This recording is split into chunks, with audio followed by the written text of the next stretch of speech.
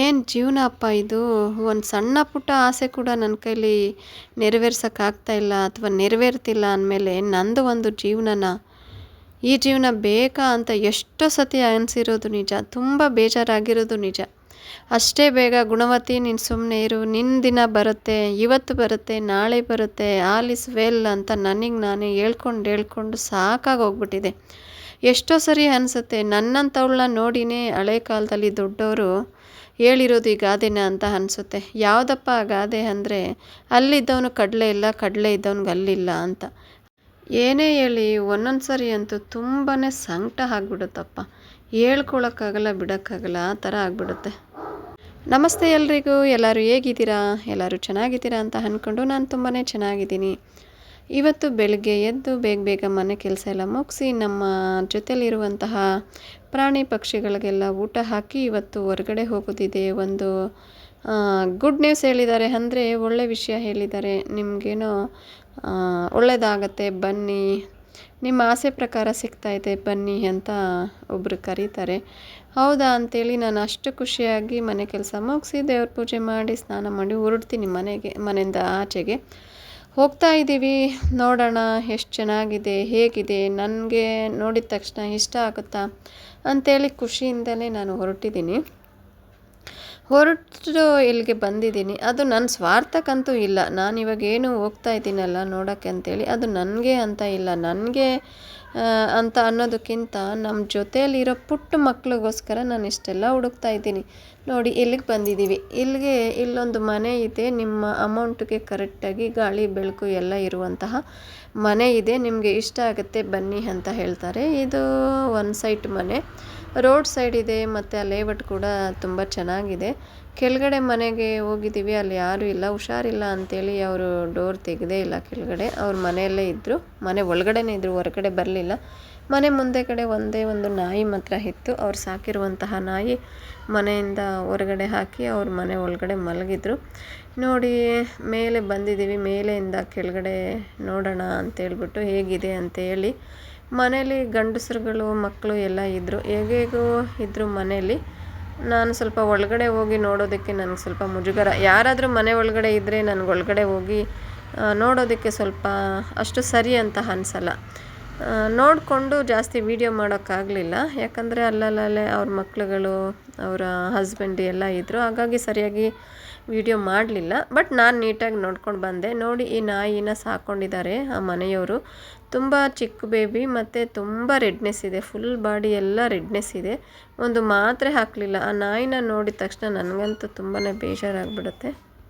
ದಯವಿಟ್ಟು ನಾನೊಂದು ರಿಕ್ವೆಸ್ಟ್ ಮಾಡ್ಕೊಳ್ತೀನಿ, ತುಂಬ ಚಿಕ್ಕದಿರುವಾಗ ನಾಯಿ ಮರಿ ಆಗಲಿ ಬೆಕ್ಕು ಮರಿ ಆಗಲಿ ನೋಡೋದಕ್ಕೆ ತುಂಬ ಚೆನ್ನಾಗಿರುತ್ತೆ.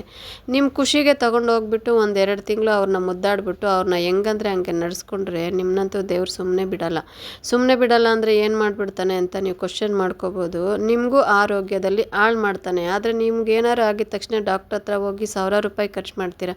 ಅದೊಂದು ನಾಯಿ ಮರಿಗೆ ಒಂದು ಟ್ರೀಟ್ಮೆಂಟ್ ಕೊಡ್ಸೋಕ್ಕಾಗಲ್ಲ ಅಂದರೆ ಯಾಕೆ ತೊಗೊಂಬರ್ತೀರಪ್ಪ? ಮೂಕ ಪ್ರಾಣಿಗಳನ್ನ ಸರಿಯಾಗಿ ನೋಡ್ತೀನಿ ಅಂದರೆ ತೊಗೊಬನ್ನಿ, ನಿಜವಾಗ್ಲೂ ತೊಗೊಂಬರಬೇಡಿ ಇಲ್ಲ ಅಂದರೆ. ಅದರಿಂದ ನಿಮಗೆ ಕಷ್ಟ ಇಂದಲ್ಲ ನಾಳೆ. ಓಕೆ, ಅಲ್ಲಿಂದ ಮುಗಿಸ್ಕೊಂಡು ಮನೆಗೆ ಬಂದು ನಾನು ನನಗಂತೂ ಅಲ್ಲಿ ಇಷ್ಟ ಆಗಲಿಲ್ಲ. ಯಾಕಪ್ಪ ಇಷ್ಟ ಆಗಲಿಲ್ಲ ಅಂತಂದರೆ, ಆ ಬಿಲ್ಡಿಂಗು ಚೆನ್ನಾಗೇ ಇದೆ, ಏನು ಪೇಂಟ್ ಹೊಡ್ಸ್ಕೊಂಡು ಮನೆ ಒಳಗಡೆ ಹೋಗ್ಬೋದು ಅಷ್ಟೇ.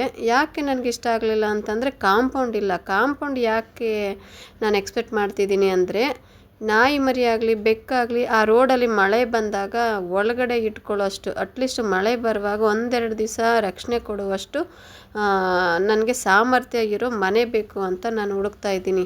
ನನ್ನ ಖುಷಿಗಾಗಿದ್ದರೆ ತುಂಬ ಮನೆಗಳನ್ನ ನಾನು ನೋಡಿದೆ, ಕಾಂಪೌಂಡ್ ಇಲ್ಲದೆ ಇರೋ ಮನೆಗಳು, ತುಂಬ ಚೆನ್ನಾಗಿರೋ ಮನೆಗಳು ಸಿಕ್ತು. ಆದರೆ ನಾನು ಎಕ್ಸ್ಪೆಕ್ಟ್ ಮಾಡ್ತಿರೋದು ಕಾಂಪೌಂಡ್ ಇರೋ ಮನೆ ಬೇಕು. ಅಂದರೆ ಮನೆ ಒಳಗಡೆ ಬೀದಿ ನಾಯಿಗಳನ್ನ ಇಟ್ಕೊಳಕ್ಕಾಗಲ್ಲ, ಯಾಕಂದರೆ ನಮ್ಮ ಮನೆಯಲ್ಲಿ ನಮ್ಮ ಕನ್ವರ್ ಇದ್ದಾನೆ, ಆಲ್ರೆಡಿ ಬೆಕ್ಕುಗಳಿರೋದ್ರಿಂದ ಕಾಂಪೌಂಡ್ ಇರೋ ಮನೆ ಹುಡುಕ್ತಾ ಇದ್ದೀನಿ. ನಾನು ಏನಲ್ಲಿ ಹೋಗ್ತೀನಲ್ಲ ಆ ರೋಡಲ್ಲಿ ನಾಯಿಗಳಂತೂ ಇದ್ದೇ ಇರ್ತವೆ.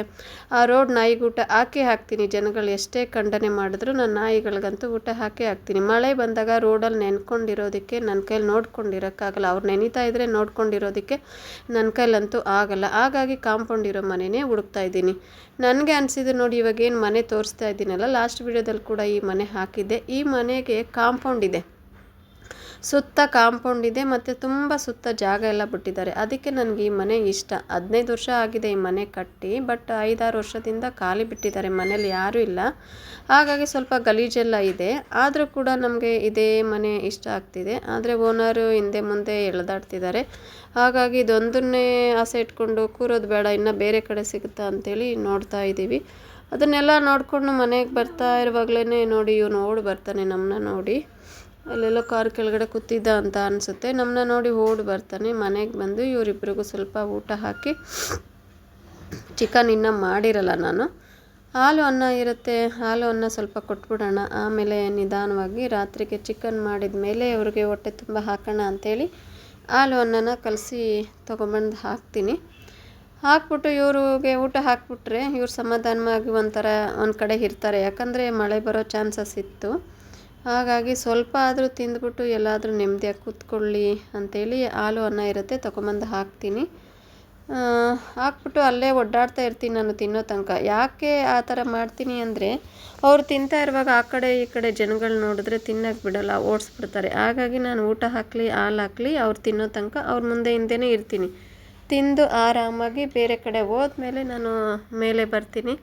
ನೋಡಿ ಇವನು ಬೇಗ ತಿಂದುಬಿಟ್ಟು ನನಗೆ ಸ್ವಲ್ಪ ಆಟ ಆಡಿಸು ಅಂತ ಅಂತಾನೆ. ಅವ್ನು ಇನ್ನೂ ಚಿಕ್ಕ ಬೇಬಿ ಇದ್ದಾನೆ. ಸ್ವಲ್ಪ ಮುಟ್ಟಿ ತಲೆಯೆಲ್ಲ ಸಾವರಿದ್ರೆ ಅವನಿಗೆ ಖುಷಿ. ಸ್ವಲ್ಪ ಮುಟ್ಟಿದ ತಕ್ಷಣ ಕೆಳಗಡೆನೇ ಬಿತ್ಕೊಂಡು ಒದ್ದಾಡ್ತಿರ್ತಾನೆ, ಚಿಕ್ಕ ಮಗು ಹಾಗೆ. ಅವನಿಗೆ ಮುದ್ದು ಮಾಡ್ತಿದ್ರೆ ಇವನು ಕರಿಯಾನು ಅಷ್ಟೇ ಹಿಂದೆ ಮುಂದೆ ಓಡಾಡ್ತಾನೆ. ಅವನ್ನ ಬಿಟ್ಬಿಟ್ಟು ನನಗೆ ಸ್ವಲ್ಪ ಮಸಾಜ್ ಮಾಡು, ನನ್ನ ಜೊತೆ ಸ್ವಲ್ಪ ಆಟ ಆಡು ಅಂತ ಹೇಳ್ತಿದ್ದಾನೆ. ನೋಡಿ ಗೊತ್ತಾಗುತ್ತೆ, ಹಿಂದೆ ಮುಂದೆ ಓಡಾಡ್ತಿದ್ದಾನೆ.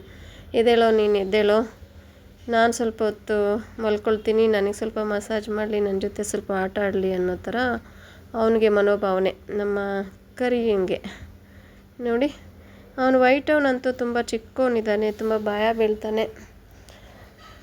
ಅವನ ಜೊತೇಲಿ ಸ್ವಲ್ಪ ಹೊತ್ತು ಆಟ ಆಡ್ತಾಯಿದ್ರೆ ಚಿಕ್ಕ ಮಗು ಥರನೇ ಆಟ ಆಡ್ತಾನೆ. ಹಾಗಾಗಿ ನಾನು ಅವ್ರಿಗೆ ಊಟ ಹಾಕಿ ಸ್ವಲ್ಪ ಹೊತ್ತು ಅವ್ರ ಜೊತೇಲಿದ್ದು ಅವ್ರನ್ನ ಮೈಕೈ ಎಲ್ಲ ಮುಟ್ಟಿ ಆಚೆ ಕಳಿಸ್ತೀನಿ. ಅಂದರೆ ಆ ಕಡೆ ಮರೆಯಾಗಿ ಎಲ್ಲಾದರೂ ಹಿರಿ ಅಂತ. ಅವ್ರಿಗೆ ಊಟ ಎಲ್ಲ ಹಾಕಿ ನಾನು ಮನೆಗೆ ಬಂದು ಸ್ವಲ್ಪ ಹೊತ್ತು ಕೂತು ಊಟ ಮಾಡಿ ಕೂತಿದ್ದೀನಿ. ಮಳೆ ಸ್ಟಾರ್ಟ್ ಆಯಿತು. ಅವ್ರು ಮತ್ತೆ ಓಡಿ ಬರ್ತಾರೆ. ನೋಡಿ ನಾನು ಮೇಲೆ ಇದ್ದು ನೋಡ್ತಾ ಇದ್ದೀನಿ ಮಳೆ ಸ್ಟಾರ್ಟ್ ಆಯ್ತಲ್ಲ ಅಂತ. ಇವರು ಗೇಟ್ ತೆಗಿ, ನಾನು ಒಳಗಡೆ ಬರ್ತೀನಿ, ಗೇಟ್ ತೆಗಿ ಒಳಗಡೆ ಬರ್ತೀನಿ ಅಂತ ಈ ಕಡೆಯಿಂದ ಆ ಕಡೆಗೆ, ಆ ಕಡೆಯಿಂದ ಈ ಕಡೆಗೆ ಓಡಾಡ್ತಾ ಇದ್ದಾರೆ. ನಾನು ಗೇಟ್ ತೆಗಿಯೋಕ್ಕಾಗಲ್ಲ, ಯಾಕಂದರೆ ರೋಡ್ ನಾಯಿಗಳಿಗೆ ಊಟ ಹಾಕಿರೋದ್ರಿಂದಲೇ ಒಂದಿಷ್ಟು ಜಗಳ ಆಗಿ ಏನೇನೋ ಆಗಿದೆ. ನಾನು ಲಾಸ್ಟ್ ವಿಡಿಯೋದಲ್ಲೆಲ್ಲ ಹಾಕಿದ್ದೀನಿ ಏನೇನಾಗಿದೆ ಅಂತ ಹೇಳಿ. ಇವಾಗ ಒಳಗಡೆ ಕರ್ಕೊಳಕ್ಕಂತೂ ಆಗಲ್ಲ. ನೋಡಿ ಈ ಕಡೆಯಿಂದ ಆ ಕಡೆ ಬರ್ತಿದ್ದಾರೆ, ಆ ಕಡೆಯಿಂದ ಈ ಕಡೆ ಬರ್ತಾರೆ. ನನಗಂತೂ ಅದನ್ನು ನೋಡಿ ಏನು ಜೀವನ ಅಪ್ಪ ನಂದು, ಏನು ಮನುಷ್ಯರು ಅಥವಾ ನಂದೇನು ಜೀವನನೋ, ಇದೆಲ್ಲ ನಾನೇ ನೋಡಬೇಕಾಗುತ್ತಲ್ಲ ಕಣ್ಣಿಂದ ಅಂಥೇಳಿ ನಂಗೆ ಅಳು ಬರ್ತಾಯಿದೆ, ತಡ್ಕೊಳಕ್ಕಾಗ್ತಾಯಿಲ್ಲ. ಮಳೇಲಿ ನೆನ್ಕೊಂಡವರು ಹೋಗ್ರು ಆ ಕಡೆ ಎಲ್ಲಾನ ಅಂತ ಹೇಳಿದ್ರು ಅವ್ರು ಹೋಗ್ತಾಯಿಲ್ಲ. ನನಗೂ ಗಟ್ಟಿ ಮನಸ್ಸು ಮಾಡಿ ಒಂದು ಅರ್ಧ ಗಂಟೆ ಒಳಗಡೆ ಕೂರ್ಸೋಣ ಅಂಥೇಳಿ ಕೆಳಗಡೆ ಗೇಟ್ ಹತ್ರ ಹೋಗಿ ಅವ್ರನ್ನ ನೆಂದಿರ್ತಾರಲ್ಲ ತಲೆ ಸಾವ್ರ್ತಾ ಇರ್ತೀನಿ. ನಾನು ಕೆಳಗಡೆ ಹೋಗಿ ನಿಂತಿರೋದ ನೋಡಿ ಆ ಯಪ್ಪ ಪಕ್ಕದಲ್ಲಿ ಒಬ್ಬ ಇದ್ದಾನೆ, ಅವನು ಚೇರ್ ಹಾಕ್ಕೊಂಡು ಅಲ್ಲೇ ಕೂತ್ಕೊಂಡ್ಬಿಡ್ತಾನೆ ಗೇಟ್ ಒಳಗಡೆ. ನಾನು ಏನು ಮಾಡ್ತೀನಿ, ಈ ನಾಯಿಗಳನ್ನ ಒಳಗಡೆ ಕರ್ಕೊಳ್ತೀನಾ ಅಥವಾ ಬೇರೆ ಏನು ಮಾಡ್ತೀನಿ ಅಂತ.